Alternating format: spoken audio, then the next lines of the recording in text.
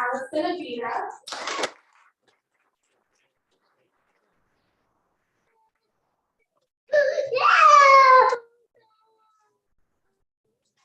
And Axel Vargas.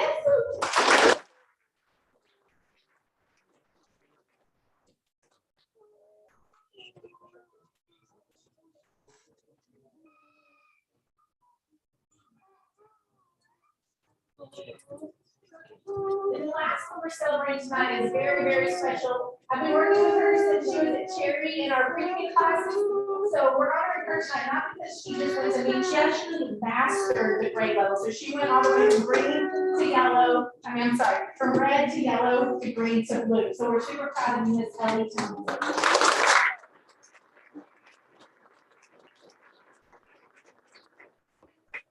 For reading and class tonight, but I also have to tell you that the parents that parents have been working with us.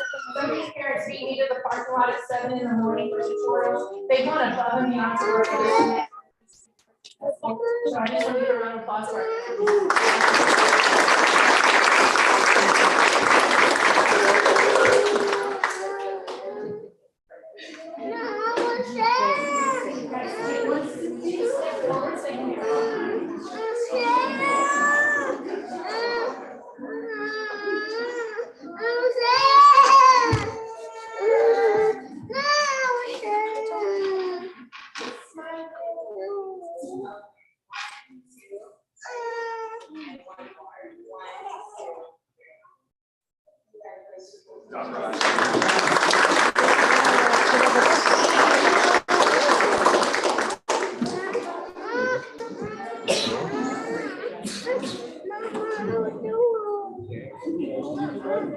Okay, so that's always our favorite part of every board meeting. We love celebrating our kids, and that's what we're here for, first and foremost. I will say that ST Math now has a significance to the board members who attended the commission luncheon, because up until last week, I had no idea what an ST Math was. I just knew our kids were doing good, but it's a pretty innovative educational tool that ACI's adopted among other districts, and it's innovative. So excited our kids are mastering it and doing better.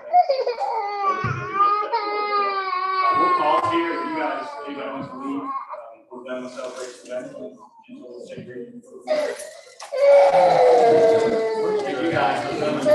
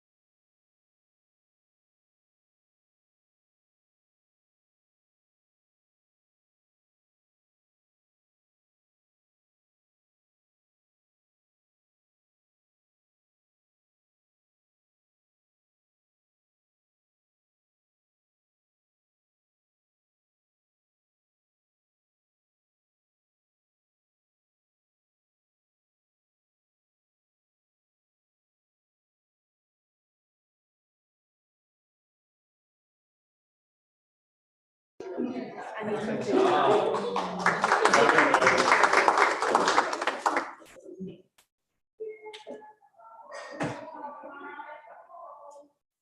item 4, audience with patrons. We had no audience with patrons sign up before the meeting. We'll move into items of business, and we'll start with A, closed session.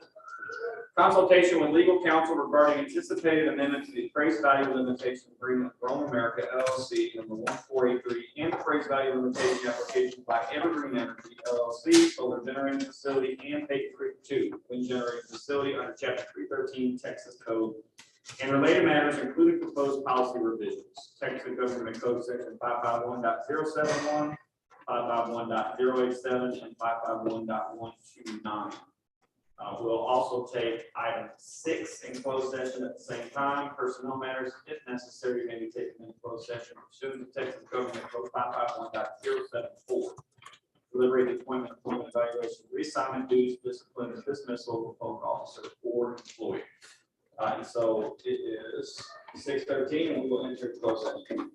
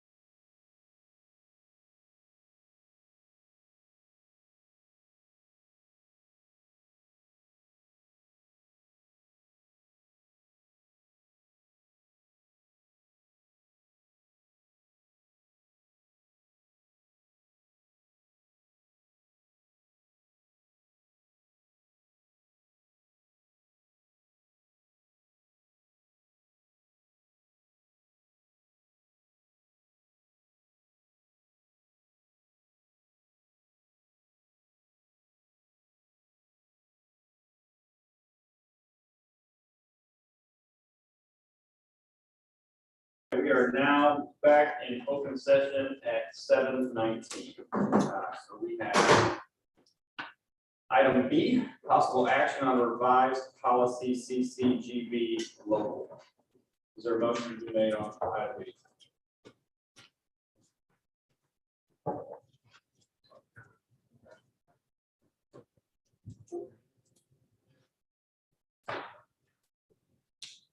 Is there a motion to approve? Yes. I make a motion to approve the revised policy. CCGB local. Motion's been made by trustee Westmoreland to approve revised policy CCGB local. Is there a second for motion? Motion's been seconded by trustee Robinson. Any further discussion? Those in favor say aye. Aye. Any opposed say no. Motion passes 6-0. Okay, Evergreen, do you have Evergreen representative? Sir, would you mind coming up and talking? Maybe just 3 to 5 minutes at the most about the project, anything you can tell us, answering more questions. Yeah.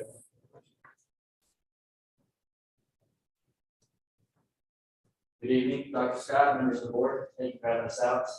We're here to introduce the 313 application and kind of give a brief outline of the project for Evergreen Renewable Energy. My name is Luke Phillips. I'm with Katie Andrews. We're representing Evergreen Renewable Energy on the application. I'll just go through a brief outline of the 313 looks like. I've got Travis with me. He's from Evergreen Renewable Energy, and he can go into any detail about the project and any questions. The specifics. First off, it's a 100 megawatt solar generating facility, and we're also going to have a 100 megawatt battery energy storage system on site. It's going to start construction in July of 2026, and we'll look at completion in December of 2027, so about a year and a half. It's going to provide 350 to 450 construction jobs. This will meet the salary requirement, 110% of the Matagorda County manufacturing wage. The facility is actually going to be located about 5 miles north of here off FM 3156. Upon completion, we'll be looking at a $210 million investment.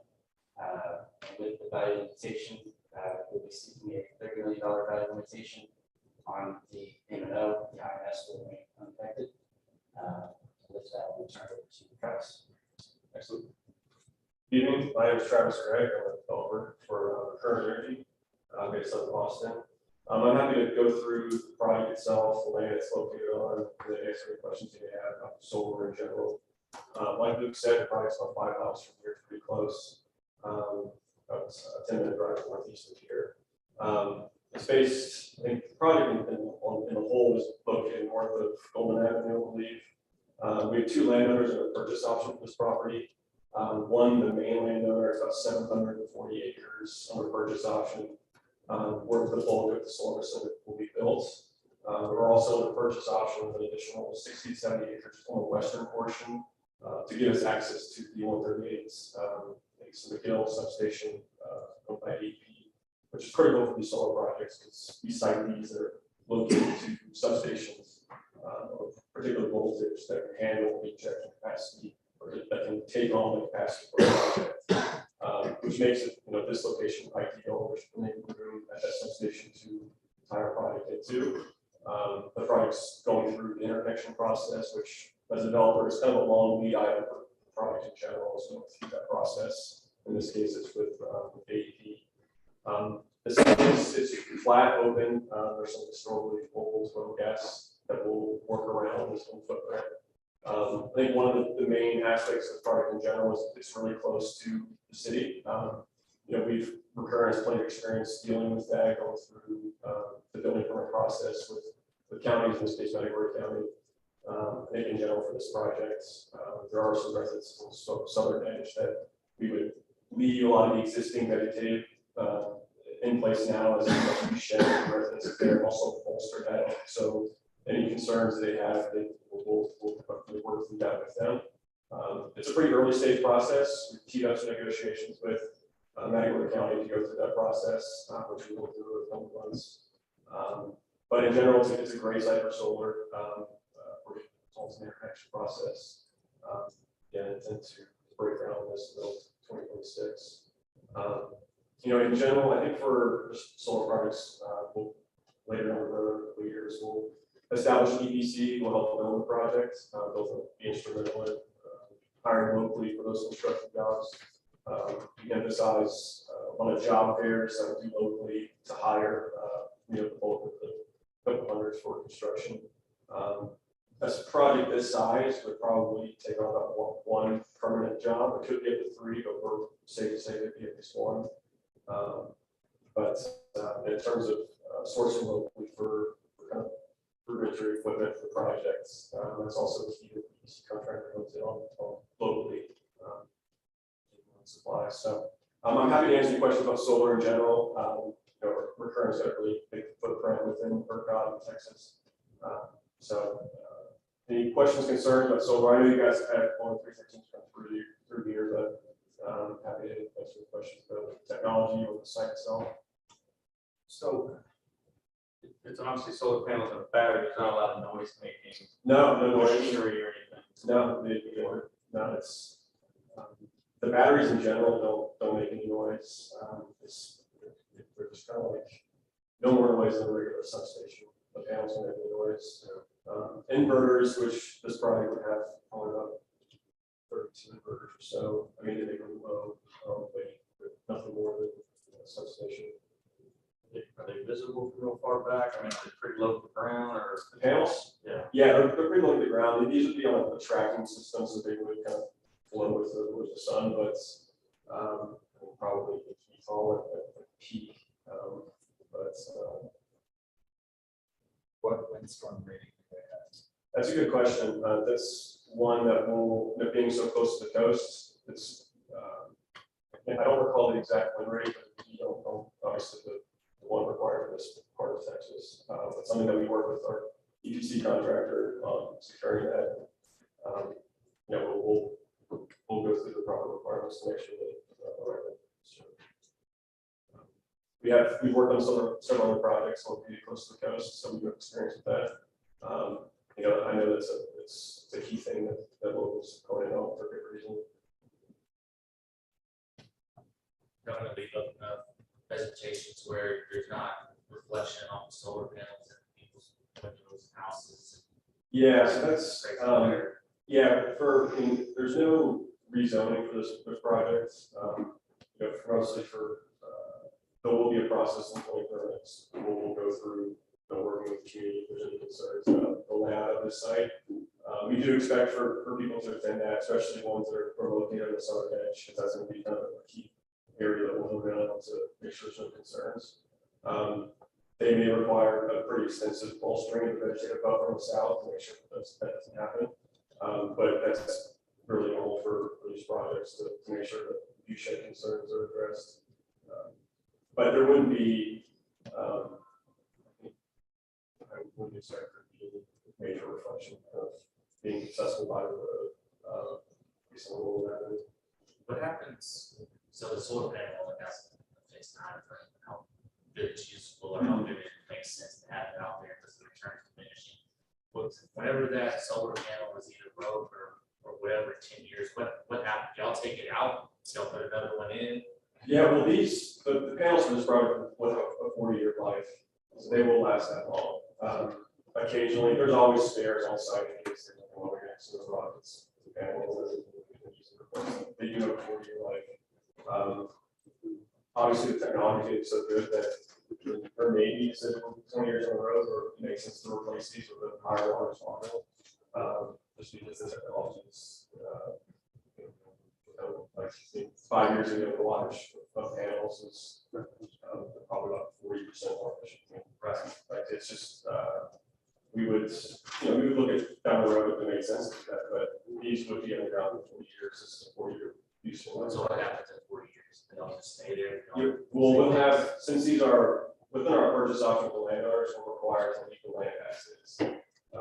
That's a pretty big, it's a purchase option, so we'll take it on, but we talked about that we'll return it to its normal state. Either resell the land to someone else or use it for another project. When we go through lease negotiations with landowners, they're really because when I have the project where the land returned to them the way which is pretty easy to do for solar, because it's pretty non-invasive. I mean, the piles have to be turned out going that deep. It's not,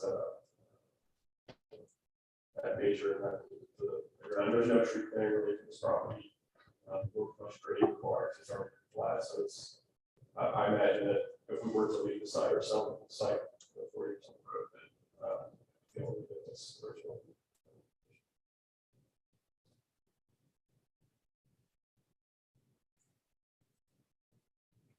Questions for the gentleman? Thank you. Yeah, I have some handouts for current, you know, one page for the company, if you'd like to. Cunningham. Thank you.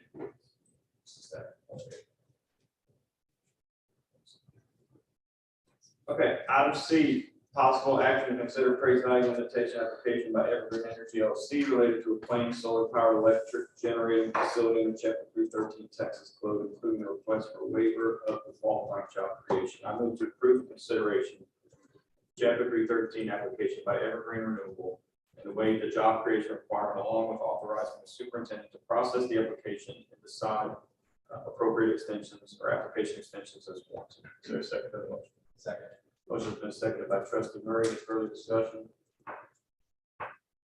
All those in favor say aye. Aye. Aye. Any opposed say no. Motion passes 6-0. Item D, possible action to approve financial consulting agreement with Mo Casey for the appraised value limitation application by Evergreen Energy. Is there a motion? Make a motion to approve a financial consulting agreement with Mo Casey for the appraised value limitation application by Evergreen Energy LLC. Motion's been made by trustee Tim. Is there a second to that motion? Second. Motion's been seconded by trustee West. Any further discussion? Hearing none, those in favor say aye. Aye. Any opposed say no. Motion passes 6-0. E, possible action to engage Walsh Gallagher, Trevino, Kyle, and Robinson. Go ahead, Nate. Go ahead. As legal counsel for the appraised value limitation application by Evergreen Energy LLC. Is there a motion to be made? Make a motion to engage Walsh Gallegos, Trevino, Kyle, and Robinson as legal counsel for the appraised value limitation application by Evergreen Energy LLC. Motion's been made by trustee Timmon. Is there a second to the motion? Second. Motion's been seconded by trustee Westmore. Any further discussion? Hearing none, those in favor say aye. Aye. Any opposed say no. Motion passes 6-0. Gentlemen, thank you. We'll be in discussion with you also. That's all I got for you over there. Sir, you want to step up and do the same thing? Absolutely. Thank you. Appreciate you. We're a little more familiar with your project. Thank you so much. My name is Rich Saunders. I represent probably one of my here 40 years ago. We did put up the Bay Creek wind farm that's been operating. A couple of things about our fleet is we've actually merged with another company. We are one of the largest renewable companies in the world right now. More specifically here in Texas, we're the largest operators of wind farms in all of Texas.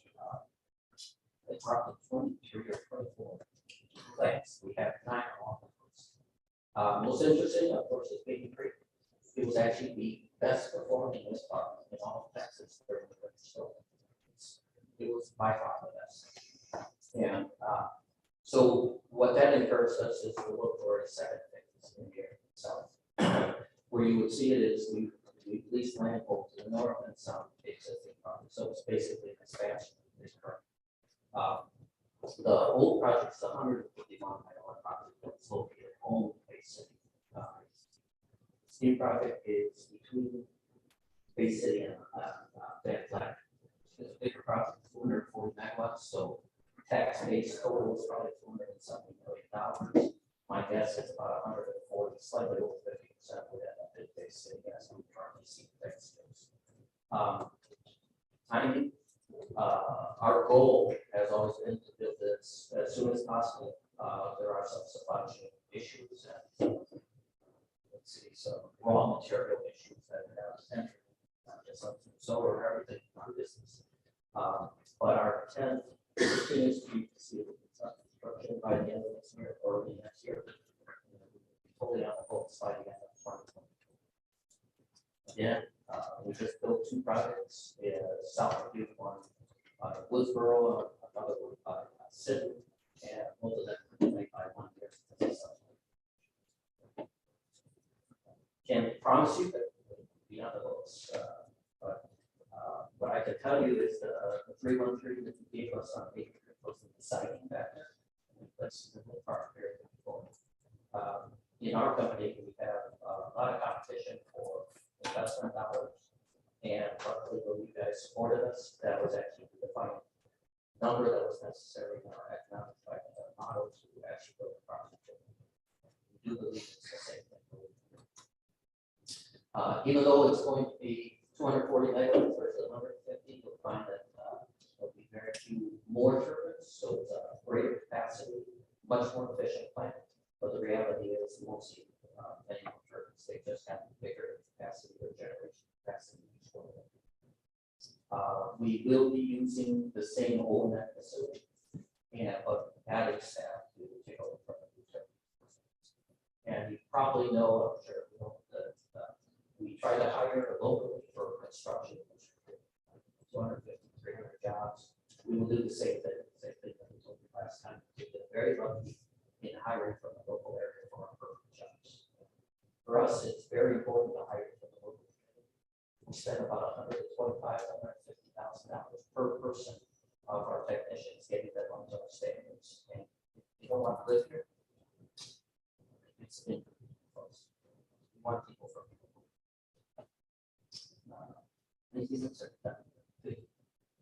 Y'all learn from the last project. Y'all do move quick. I think we approved the last one and I saw the first one up on the way home. It was, we were anticipating it. No, I will tell you, we've been very happy with the community and our one in person, the lead guy has been great coming into the community. And some of the things we're talking about is how we can work with the community a little bit better. The answer that we believe in what we do, and to be very honest with you, what I do is because I think the biggest thing we've done is make differences for those schools. My first project in Texas, it's 14 years ago, was on Rice School District, and one of the commissioners who got the page of the paper basically said what the difference is that made for the school district. Now have a chance that this is an interesting way to get this. As far as lifetime, our life of our projects, our turbines is 30 years minimum. And the new ones are going to be 35. Or what's been happening in Texas is we've been repowering them, going in there for 12 to 15 years, taking down what was there before and putting in more efficient units. And to me, I've got to be honest with you, that's always what I tell my landowners. Just as soon as this is just a 30-year project, it's going to be long. There are turbines in Southern California that are spinning from the 1960s. Any questions? So there are less turbines, but we're generating more, so that. Still be right around the same, you know, we have chosen fire, but what's happened is the turbine capacity inside has gotten much greater, and the efficiencies are much greater. You mentioned some things earlier about the efficiencies. What I can tell you is that the cost of installation for a wind project is probably down 50% in the last 7 years, and the efficiency is gone 50%. So what's happened is less turbines, and one of the things you recognize out there is when you put one turbine, you only get 1 acre off the back of the use. Our sell point for our landowners is you can continue doing what you're doing, whether it's cattle raising or farming, and you take a minimal amount of space. The first phase at 48 turbines, so we basically put less than 50 acres. I understand the same physical size. The nacelle, the thing at the top will be slightly different depending on which turbine it is. They will be probably Blades, same blade. the blades keep going bigger and longer. Fascinating is they get longer, they don't weigh that much more efficient. So The there's longer they are, the more speed they have on tips, right? so it is. It depends on the rotor diameter. That's right. It's pretty fast. Around 240 miles per hour. I think the big difference is they've gotten so much longer, and they're much lighter than the cut-in speed, which is where they start spinning around. That's come down significantly, to a few miles per hour. If you think about the coastal wind has a lot of low wind in the early morning. It gets to the evening. These are built perfectly for that kind of wind. In fact, the wind along the coast of Texas, ERCOT actually gives a priority to those, or gives a capacity rating, because they know those are spin quite often. And when you left it, you're making money. Not as windy as it was during the river storm. Yeah, we actually ended up out of all the projects in Texas, 4 of the top 10 performance ones were ours. Not so happily, 3.5 miles, that's what whole project. I know you had something on hurricane rating, which typically category 3. One sure you'll head on, but we had a hurricane Harvey hit down by our first time. Hitting within 1 mile with 0 damage. One of the other hurricanes, recent ones went across Kennedy County, and we literally have a picture of the eye of the hurricane directly over our wind farm. The only thing we lost was a lightning arrestor. The projects in Willis County, where we have 4 no damage.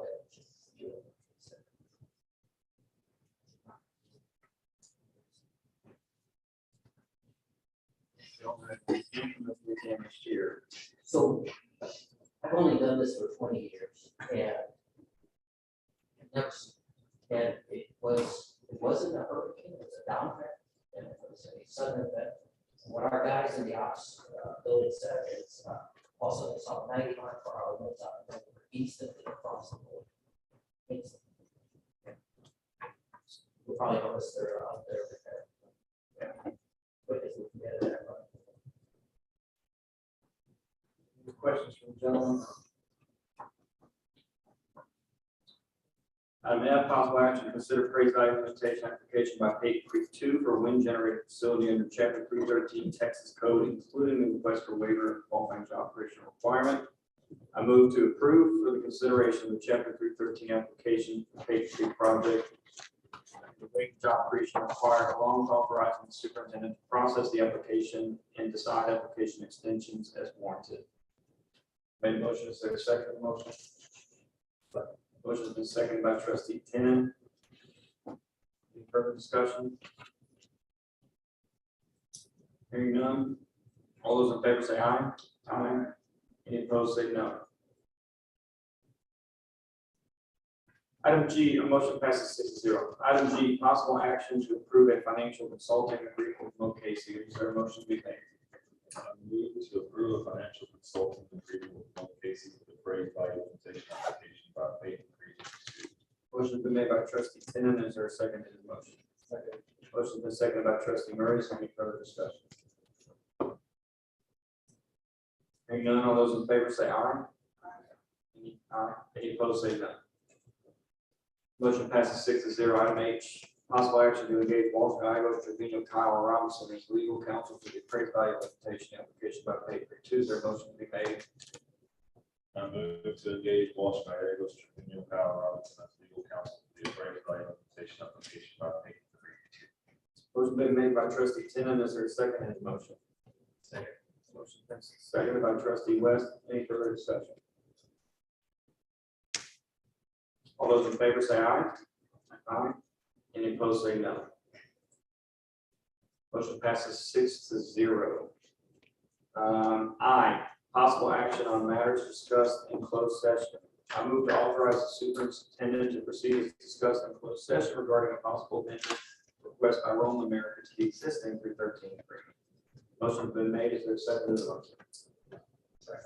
Motion has been seconded by trustee Murray. Any further discussion? Hearing none, those in favor say aye. Aye. Any opposed say no. Motion passes 6-0. Thank you. Drive safe. Thank you so much. Thanks for your support.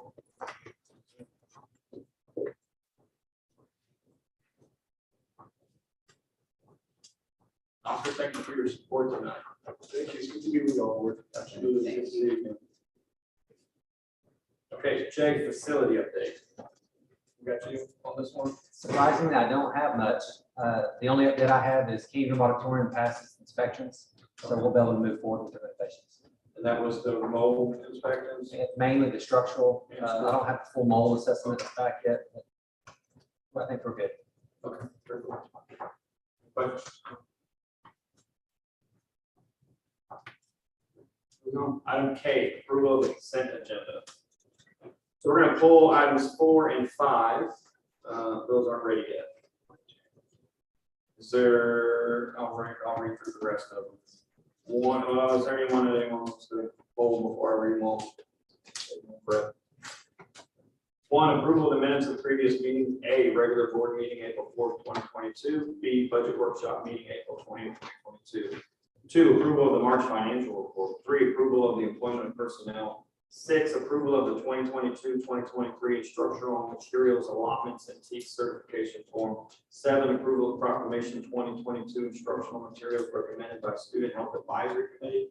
8, approval of district to apply for federal funds, and 9, resignations. Is there any item that any trustee wishes to remove from the consent agenda for separate consideration?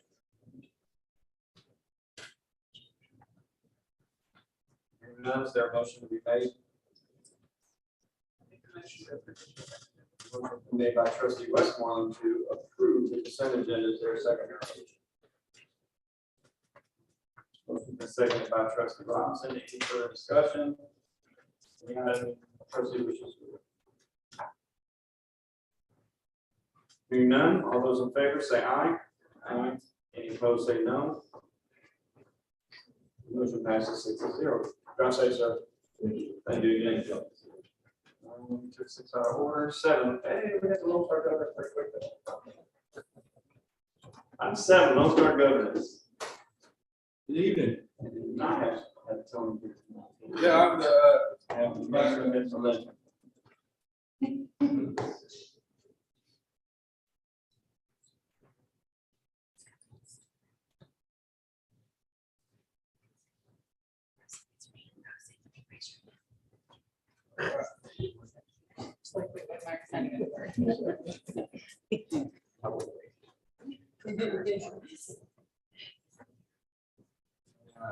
read these up.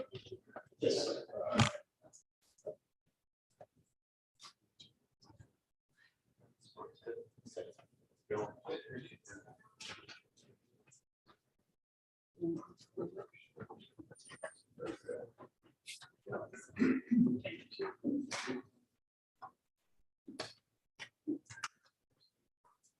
Good evening. I just want to say, you get the backup picture tonight, I guess. So Tony, regrets not being able to be here, but I get to enjoy seeing everyone again. So I'm excited to be here tonight, and just appreciate the opportunity to serve your district, Region 3, because we just love to be able to come out and serve your district and make sure that we're providing the services and products that you need. So I thank you for that opportunity. I just want to commend you for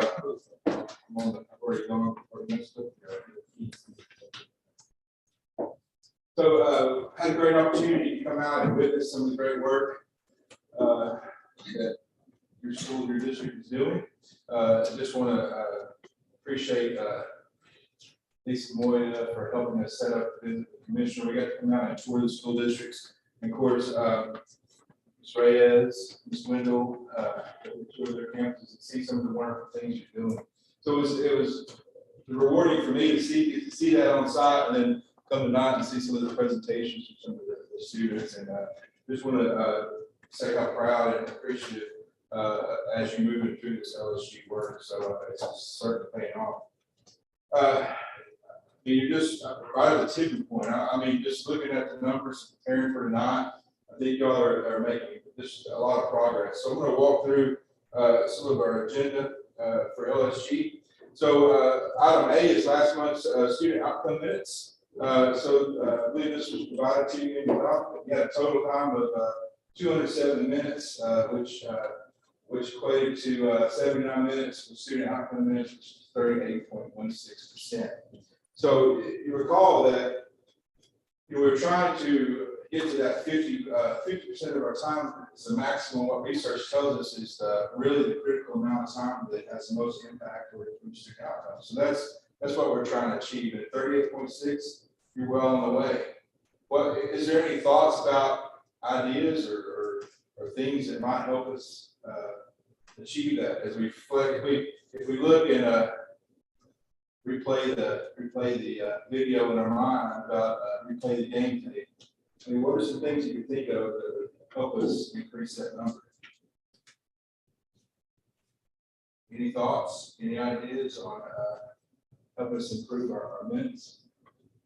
I recall the past couple board book agendas have not been the 7 days that we talked about, and it's in the LSG. And so I think that ensuring that we have that week to be able to go over it and ask the questions, I think is critical. Okay. Thoughts? Let's move. We'll have some time to think about that. One of our next item B is reviewing the current month monitoring calendar items. So I think, it's my understanding, due to some of the timing in regards to our data, we weren't able to have some of the data for us tonight, but we'll have that next month. And so look forward to that. But also on the monitoring calendar, we do have looking at our board self-constraints. And so I just want you, in your packet, you have that in your folder. So if you'll just look for a moment, kind of review those, and then we'll go through them. So just think about board constraint 1. Topics in closed session shall not be discussed outside of the executive session. Board constraint 2. Board shall not allow discussion outside of the agenda items during the meetings. Board constraint 3 was regards to 50% of our time to spend on the items. And finally, the board shall not allow a year to go by without releasing including activity representing attendance. So as a board, as your self-assessment, how are we feeling about these board self-constraints? Number 3 is headed in the wrong direction. Okay. Number 3 is headed wrong. Yeah. Okay. Going from, we had some, we were hitting 49, 50%, and now we're down to 38.16 in April. Okay. We've been doing pretty good with number 2. But I think our agendas have been very focused on facility discussions and things that should have been cans have been kicked for time. So it's just that we hurdled over the last time. So maybe they're not that well. No, that was 1 minute tonight. Yeah, I was impressed. There were some, I was keeping track of time, but there were some that weren't even a minute, between them. So yeah, very good. Just being, remember we talked about being present, so that's presence of ensuring that you're moving through those items, so that you can, and very well, we have student outcomes, we have other outcomes, and so you're right. Sometimes those other outcomes have to, that's part of our business. So it sounds like we feel, other than maybe board constraint 3, other than we still want to be present in that and continue to keep moving forward. It sounds like we're good with the other items. Is that what I'm hearing? 40. Well, not yet. Yeah. Well, we want to have to do this. Well, let me tell you, there's being here, providing products and services. We have a board conference coming up on May 18th, so that's a great opportunity, for you to come out and complete. We're here to help you complete those board constraints. So, Is anybody not making that?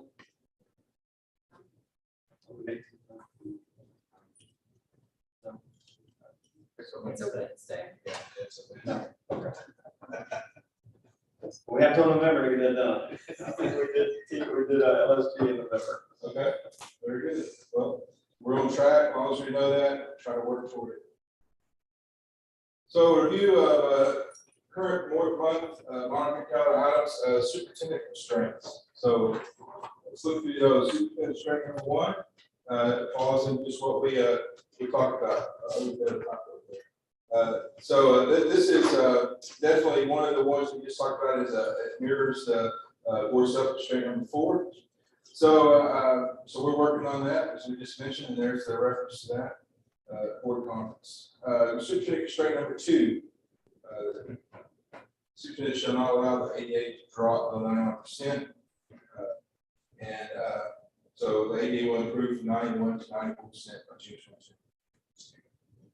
Thoughts, ideas about superintendent constraint number 2?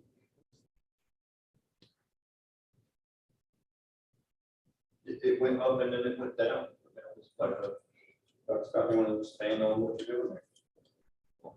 I think the numbers are fluctuating, and probably for some time, not just based on this pandemic that we run different viruses. So I know the principals are doing any and everything they possibly can. Good notes, phone calls, incentivizing with parties and schools that they have in the schools that they're at the work.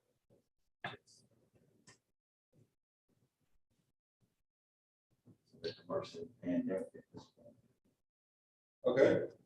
But again, that's about being present in that item, you know, and actually, and I don't know if this has occurred here, but you know, sometimes you see it seems like after, you know, like after Christmas to about March, you kind of traditionally see it dip in your numbers. So I don't know if is that kind of common to, I mean, I assume that's kind of the company school or something. I don't know if that's one of the things there or not. I don't think I can't say for sure, but I don't think I've seen that as being a significant trend prior to.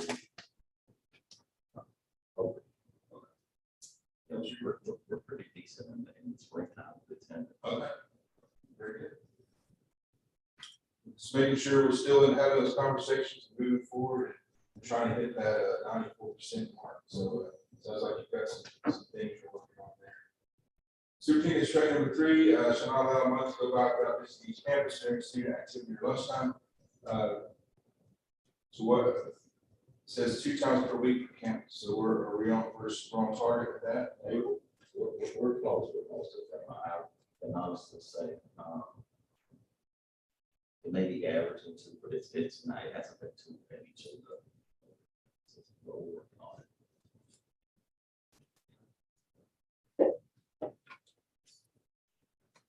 So what are ways that we can try to make that move that needle toward getting that done? Is there something said or so 2 times per week? So you can track the dates or Absolutely.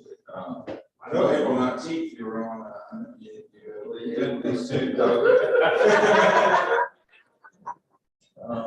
You know, I will honestly say there are a couple that I visit more than others, which may kind of even it out, but just per campus. That just happened. I just have to make a scheduled effort calendar. Sometimes to actually get out there.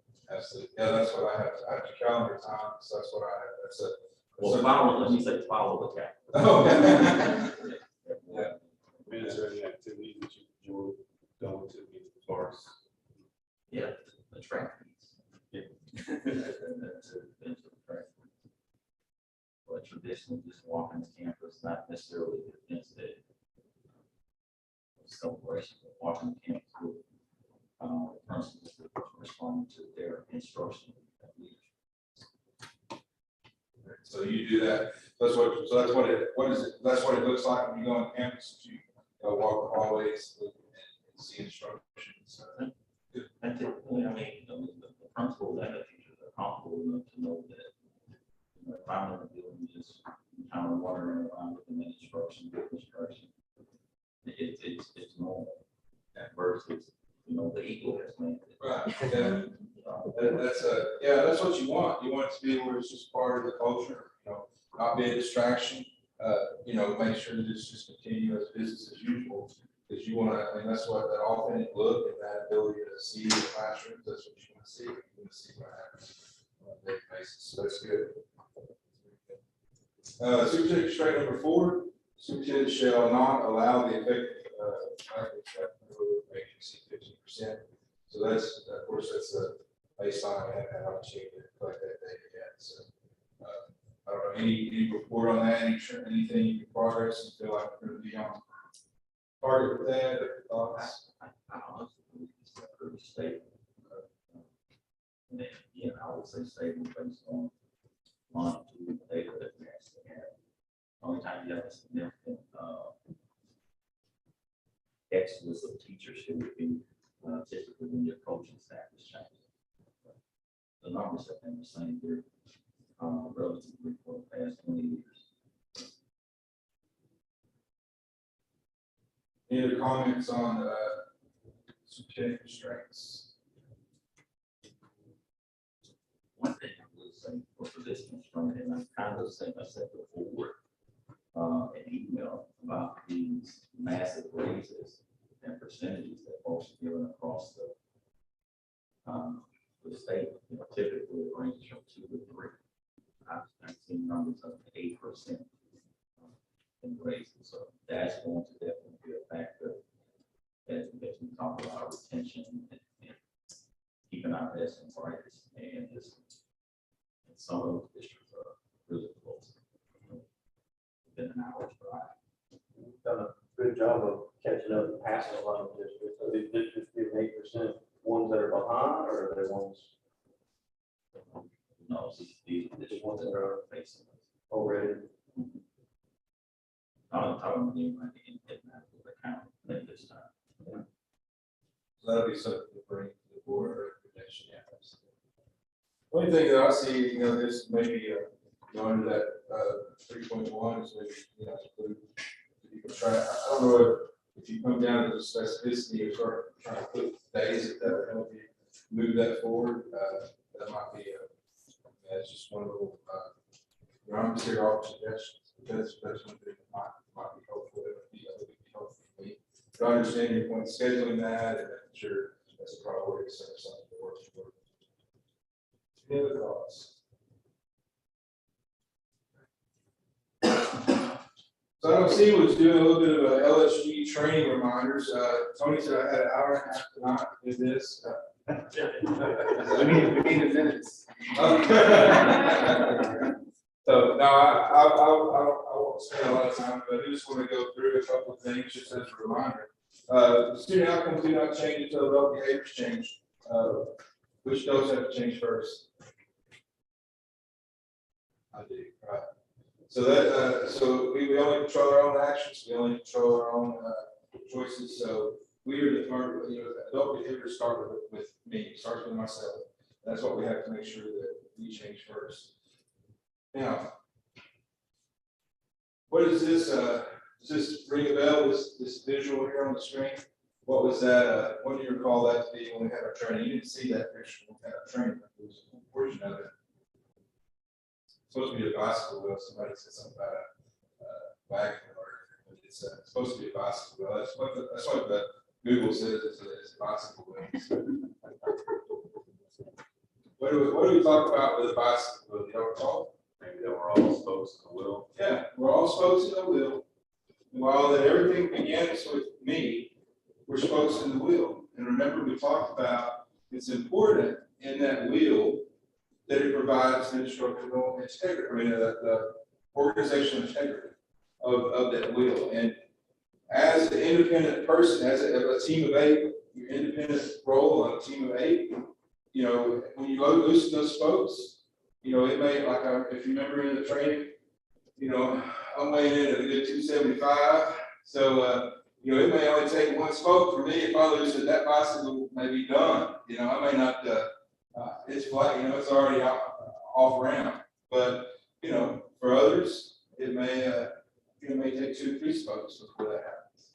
But that's just reminding us of that integrity, that integrity of an organization, the structural integrity to make sure it's all together. That's where you kind of transition to that, making sure you take care of yourself, and then those spokes in the wheel coming together as a team, keeping integrity.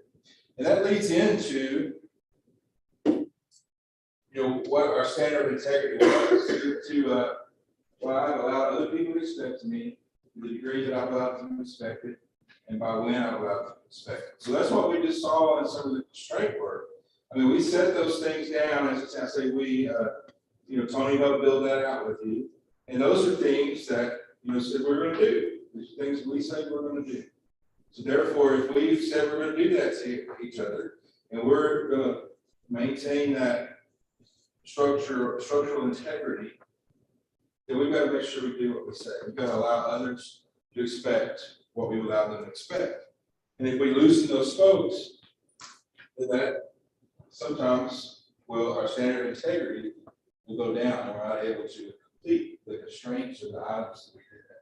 That again, each of your own choice, each of your own responsibility for yourself. Student outcomes don't change until adult behaviors change. If we think about this, y'all remember what these items on this slide symbolize? What we talk about vision and goals, progress and accountability, accuracy, engagement, systems and processes, synergy and teamwork. Y'all recall where those labels came from?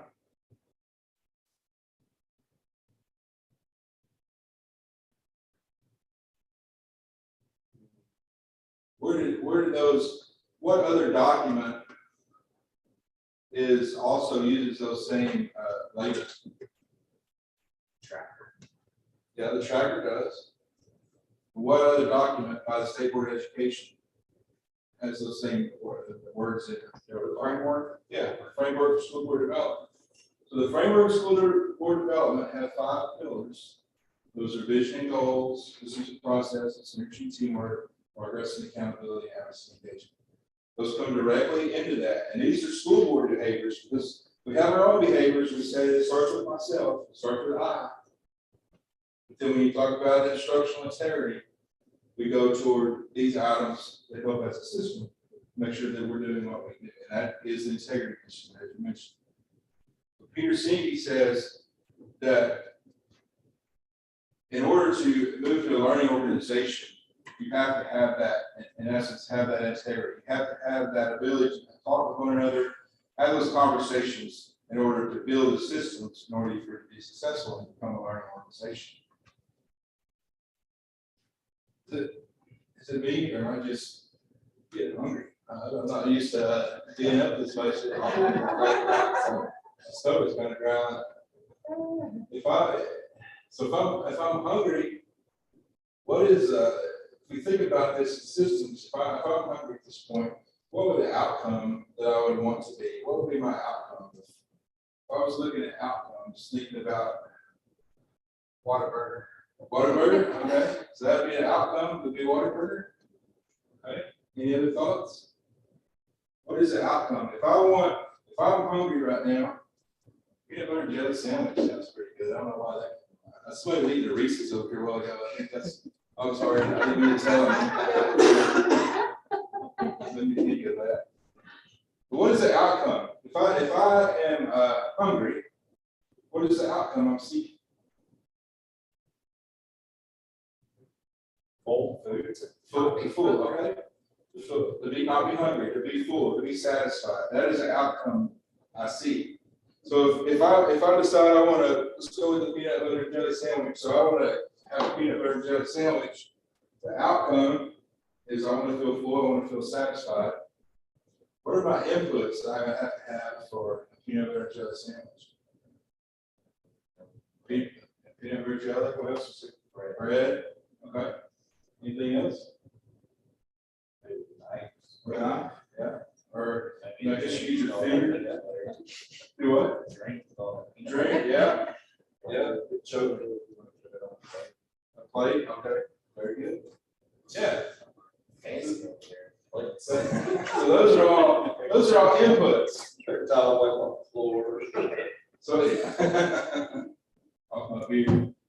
so inputs, you have your inputs, you have our outcome is you feel satisfied, you feel full. So in between that is our outputs. And those are the things that we have to do. Say for instance, I'm lazy.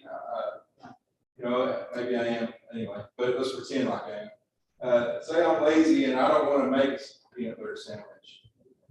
It's too much trouble. I don't want to make it. And pretend, say I've got a dozen kids at home, and I'm going to make sure that they're full too. I want to make sure they feel satisfied and they're not hungry. So, say I hire someone to make my peanut butter sandwiches. So I've got to come up with some kind of outputs. So I've got my inputs, I've got my peanut butter, my jelly, knife, plate, bread, napkin to wipe it off my face, drink it down. I want to feel satisfied. I've got my person that I've hired, that's an input too. So in the middle, I've got to come up with outputs, right? I've got to figure out how to measure the effort of my inputs to make sure I get the outcome I want, which is to feel satisfied. So how would I do that? What would be an output to measure my inputs? Remember, outputs measure inputs, make sure you get outcomes. So what would be some things? We're going to learn about peanut butter jelly tonight. So what are some outputs in that would help you to measure to make sure you're satisfied if you have all those inputs? Sandwiches made. Okay, sandwiches made. Yeah, maybe the number of sandwiches made. Yeah. What else? Anything else? Number of sandwiches eaten. Okay. Yeah, that'd be a measurement of your inputs. Make sure that the indicator of if you're satisfied. I can see that. Anything else? Satisfaction of your 12 kids. Okay. The satisfaction of feeling full. Okay. If they stop screaming at you, maybe. Yeah, there you go. Okay. Yeah. So I know that may be a little silly talking about peanut butter and jelly sandwiches, but if you relate that to what we're talking about from student outcome goals, when Tony came out and worked with y'all and he developed your student outcome goals, you went through the same process. We did this when we did our training. It's just another way to look at it. We talked about the scoreboard, we talked about plays before. It's just another example of looking at inputs, outputs, outcomes, and trying to remember to break those down, delineate between each one as you start having conversations and you're thinking about how to move things along. And if you recall, when we said this, it's a common pretending. Common pretending is that non-integrity plus its usage equals access to gold. That's the pretending. That means we're going to pretend we're going to get our goals. That's the common thing. If we make an excuse, well, we're not able to do that yet. We're going to get there. But the new mindset is integrity by ensuring that we're doing our part, make sure we get to the goals we get. Common pretending is non-integrity plus achieving goals. That's a pretending. We have to have in this mindset that we're all going to do our part to make sure that I don't have a busted bicycle because I eat a lot of peanut butter jelly sandwiches. So we got to make sure we get to the access our goal. We got to maintain that integrity, doing what we say we're going to do. Following those constraints, those self-constraints, all that to make sure that we're following through with what they expect. What do you think? Any thoughts right now? Hungry. You're hungry? You're hungry? We think about where we're moving toward either our constraints or our progress, our student outcome goals. What is that? Is there any reflections or any thoughts as we play our game film of where we're at in the process in regards to all this? From when we were back in November, Region 3 training through this process and this kind of remembering of some of these things that we went through our training.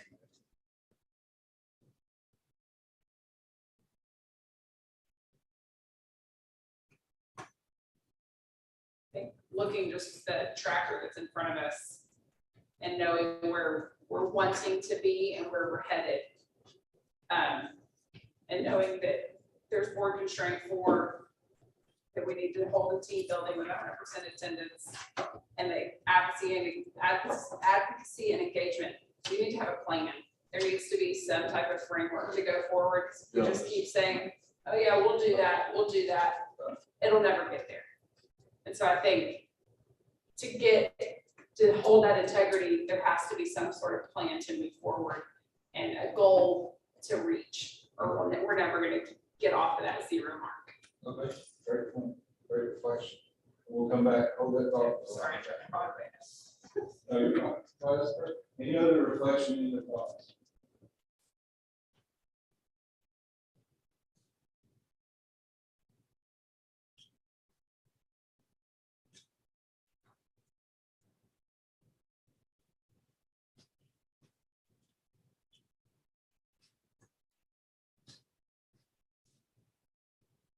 what is this graphic here? You'll remember what this was about.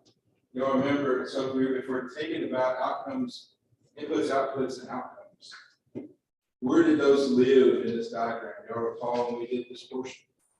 Where does the outcomes live in this graphic? I'm asking y'all to reach back to about 5 or 6 months last time.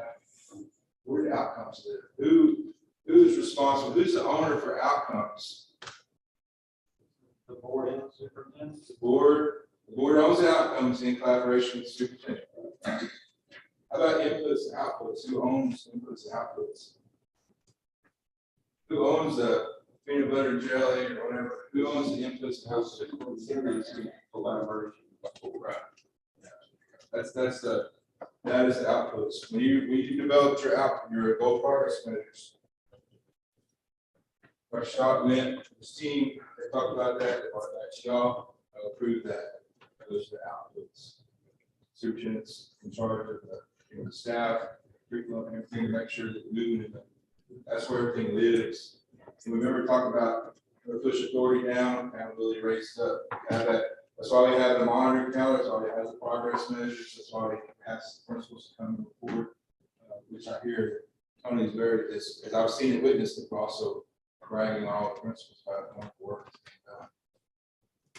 That's where that lives, just kind of recalling the memory about where that lives. Let's go back to the conversation about we're gonna have presence and we've got to do our part, maintain that structural integrity, maintain that so your outcomes don't change till the behavior change. So back to your point is you got to have a focus as to move forward because you've got a couple of progress accountability 2 and advocacy engagement that they're still setting on 0. So what I would recommend or what I would talk, and I'll mention this to Tony too. I know tonight we're just in a moment. This one's already kind of done. There might be something to think about. If you look at that blue column where it says next quarter, the next time this comes up, and you could even do it tonight. We just wouldn't be on this topic. Is do just what you're seeing. Go and look at maybe pick 2 of these. And say, hey, we're not doing as well in progress and accountability 2. We're not doing as well in advocacy engagement as we want to. Let's set a goal in that next quarter that we're going to hit this mark. And then that way you have something to kind of measure yourself on and look to focus toward that next piece. And that's one way that you can move. I have some districts that with coaching, and that's the way they move forward with it. Then you're hyper focused on that. And then next month you get caught up, you pick 2 more, and you just continue to move forward. So that is what I would recommend, that you start kind of maybe moving forward, trying to push yourself in those areas that you want to see focus. One of the district, advocacy engagement, it's just developing those channels to have conversations. One board is they did a advertisement during a playoff game, talk about stuff they were doing at LSG. They had opportunities to present opportunities to the community to have meetings and have discussions. They go to different events in town and maybe speak at an event or something. Just taking that first step without having that conversation. And if there's things, Tony provided all of some talking points, I think, right? Like a 1-pager. So those are, you can go off of that. If you want individual coaching and talk through some of those things, give Tony or I a call, and we'll be glad to kind of go through some of that with you and refresh some things. Just take that step. The first step is sometimes the hardest step. You take that first step, then you can move forward.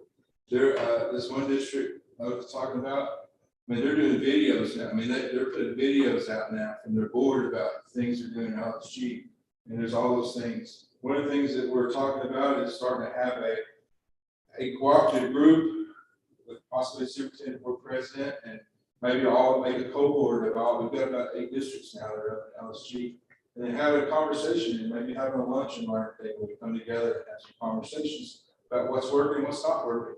What are you seeing? What are some things, and share some ideas? Because as our cohort grows, we're going to have more opportunities to find out what's working and what's not. And it may not work in every same place, but at least it's something you can try and you can have some lessons learned.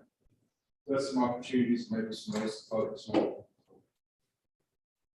You have like a presentation that we can alter. And we can basically ask these, that, like 10 minutes, 15 minutes, something we can use. Absolutely, we can, Tony, I don't have it right now, but I will have it, give me a few days. Yeah, no, well, I'm just mentally thinking about, getting out in the community and presenting these things, but where do you start? You stand up and say, well, we went to LSG, we went to Auditorium, we all hung out together and we came up with goals. But it'd be nice to have a PowerPoint that, kind of outline the why and the 50%, the reason behind that, the constraints. We can certainly do that. We can put that together for you, use some of those points in that one pager and develop your little PowerPoint. Yeah, that'd be good. That's a great idea. That'd be something probably that's just the point of what I was saying with stretch time and the lunch learn. That's a great idea. That's something that all the school districts would benefit from. So yeah, we can absolutely do that. It'd be something, put it on a thumb drive, go out and do that. So that's what we're here. It's a great idea. Any other thoughts?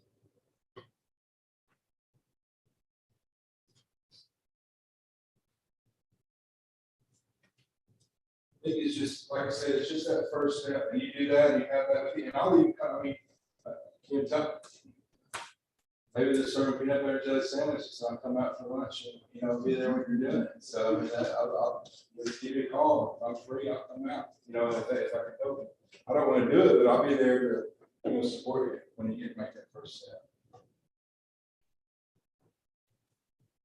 That kind of concludes the training. Hopefully, that was real quick. I know I didn't really push into you like we did last time and make you answer a bunch of questions.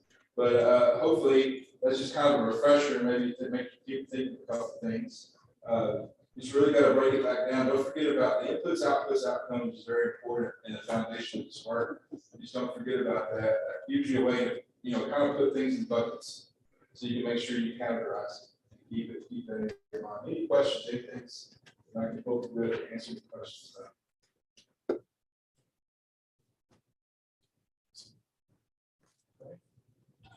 So scheduled team building, this is, so one of the things that I've heard that may be an opportunity, if you think about, so if we look back at this real quick, this in itself has inputs, outputs, and outcomes. Your outcome is trying to get to 50% of your student outcome minutes. That's what you're trying to do.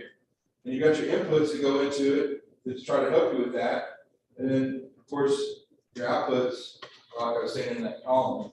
So if you think about that, one of the things I heard is y'all going to do a training on Robert's rules and understanding course student roles. So if you Robert rules that can help expedite possibly.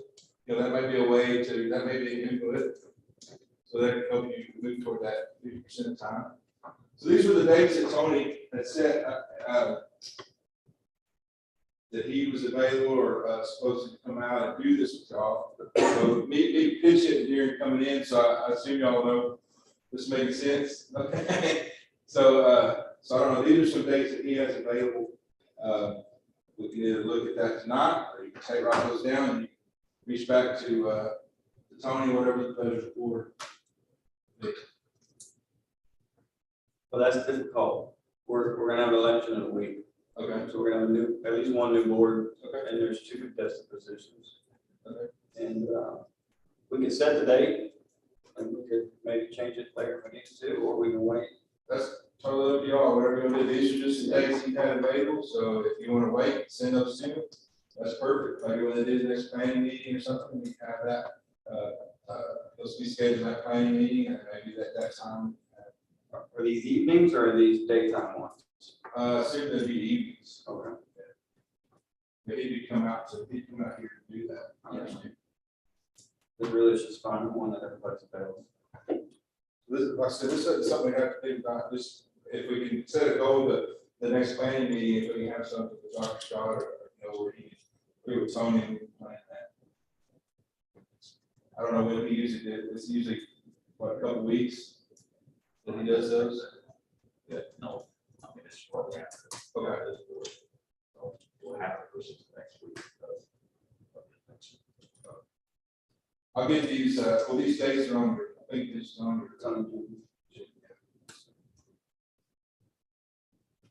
So I say we commit to having a date by the end of next week or 2 weeks from now to set this in the books. And at that point, we'll know who was elected and have at least one seat filled.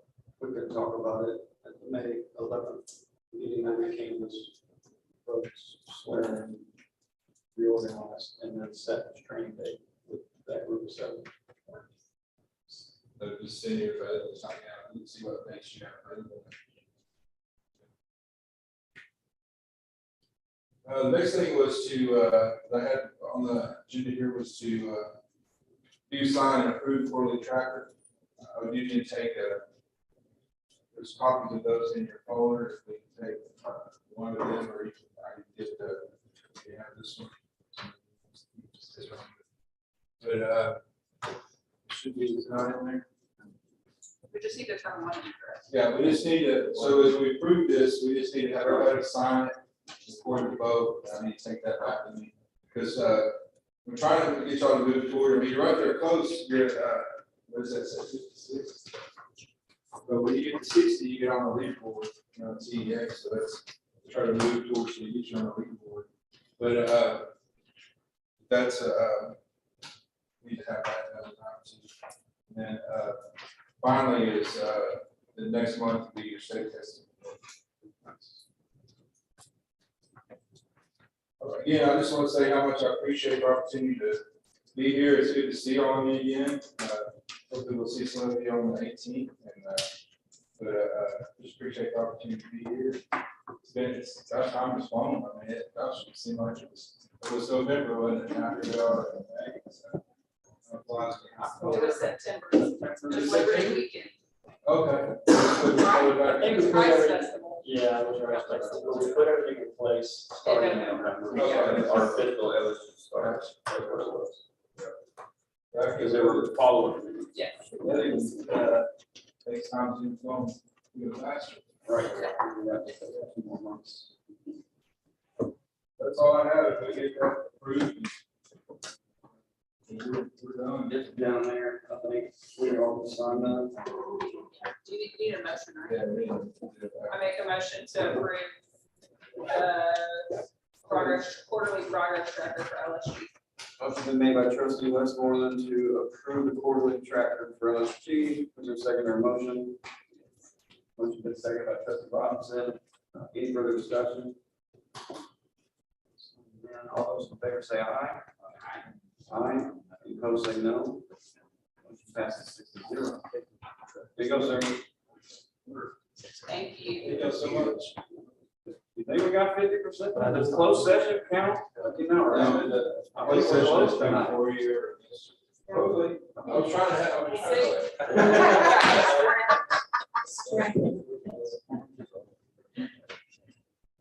Dr. Scott, any vote comment? Anyone say this? I just want to recognize the principals on their day yesterday. We weren't in session, so personal appreciation for the leadership and also teacher appreciation of this team. So I'll go around and do some special things for in my opinion, in my personal opinion, the people most important to this organization should be our teachers who work day in and day out to continue to keep the organization moving and also giving our kids the best opportunity to have quality education. So hats off to the teachers who are of watching. I'm pretty sure.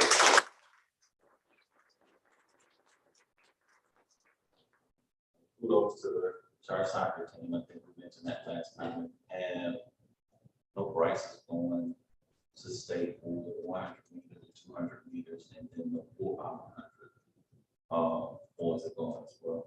And I believe they're all underclassmen. So it's to come back next year. So I've heard things coming out of our school buildings with leadership and instruction at there, along with our extracurriculars as well. Mr. President. All right, any closing comments before we adjourn? Real quick, I know we're in May and it's crazy, But there are a lot of things happening on our campuses. There are calendars on the Facebook pages for East Campus on all the different activities. And I think it would be a great thing if we could look at what we could do. I know some are daytime, some are evening, but show up to it when we can. And I really enjoy showing up when I'm able to. And looking through the calendar, there's a ton of opportunities.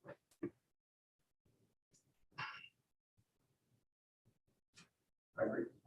Item 8, adjournment. Motion to adjourn. Motion been made by trustee Robinson to adjourn. Is there a second on her motion? Second by trustee Westmoreland. All those in favor say aye. Aye. Opposed, say no. Motion passes 6-0. We'll see y'all